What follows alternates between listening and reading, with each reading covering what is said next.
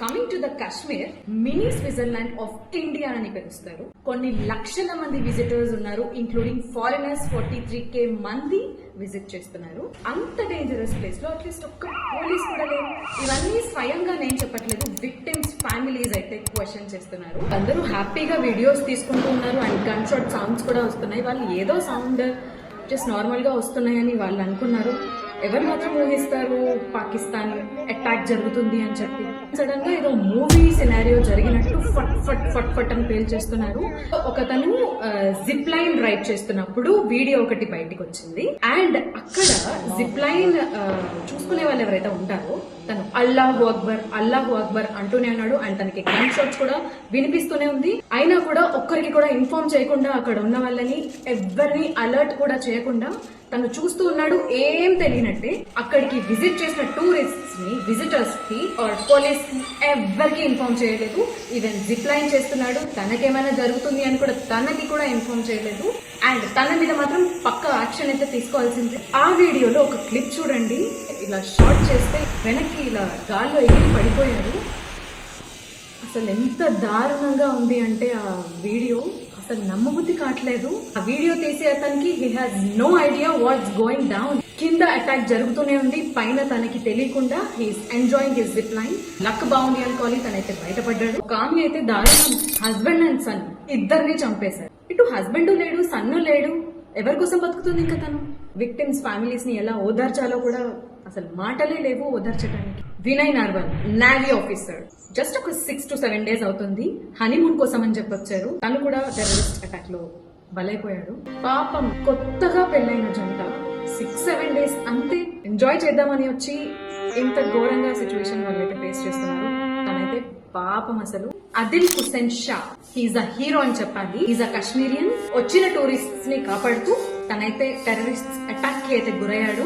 ఎవరైతే చనిపోయారో వాళ్ళు ఒక ఆధారాన్ని కోల్పోయారు, వాళ్ళ మెన్ ని కోల్పోయారు, వాళ్ళ ఫ్యామిలీ మెంబర్ ని కోల్పోయారు. If women is dependent are independent, ఒక వైఫ్ కి హస్బెండ్ అండ్ పిల్లలకి ఫాదర్ అనేవాడు ఖచ్చితంగా ఉండాలి.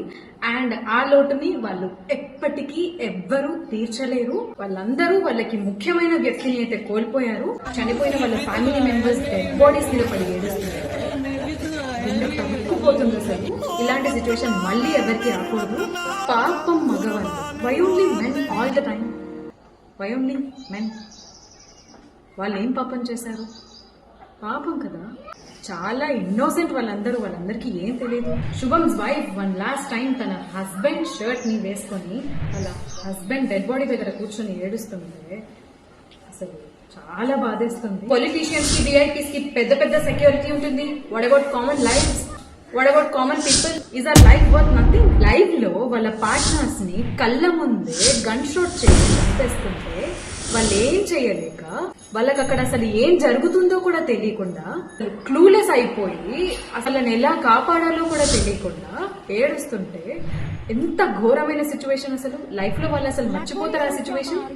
కళ్ళ ముందు వాళ్ళ లైఫ్ పార్ట్నర్ అలా కాల్చి చంపేస్తుంది. విక్టిమ్స్ ఫ్యామిలీస్ ఎంత బాధపడుతున్నాయో, మనం ఎంత బాధపడుతున్నామో అంతకు మించి వాళ్ళైతే బాధపడాలి. ఎందుకు ఈ అటాక్ చేశామని ఎంత ఘోరంగా ఉండాలి వాళ్ళకి సిచ్యువేషన్ అయితే. వాళ్ళ యాక్షన్ కి రియాక్షన్ ఎలా ఉండాలి అంటే ఇంకొకసారి అటాక్ చేయాలంటే భయపడాలి.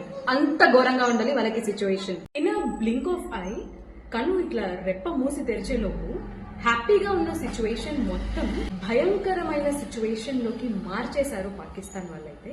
ఫ్యామిలీతో కలిసి హ్యాపీగా జాలీగా ఎంజాయ్ చేద్దామని సమ్మర్ వెకేషన్ కి, సమ్మర్ హాలిడే వెకేషన్ సంతోషంగా వెళ్ళిన వాళ్ళందరూ ఇప్పుడు గుండెలు బాదుకుంటూ ఏడుస్తూ వచ్చిన సిచ్యువేషన్ అది. టూర్ కని వెళ్ళి అలాంటి సంఘటన జరుగుతుంది అని ఎవ్వరూ ఊహించలేదు. And they are clueless. వాళ్ళ కళ్ళ ముందే వాళ్ళ హస్బెండ్స్ ని, వాళ్ళ ఫాదర్ ని చంపేస్తుంటే వాళ్ళకి ఏం జరుగుతుందో కూడా అర్థం కావట్లేదు సిచ్యువేషన్. ఇఫ్ ముస్లిం అయితే అక్కడ ఉన్న టెర్రరిస్ట్ రిసైట్ కల్మా అని అన్నారంట.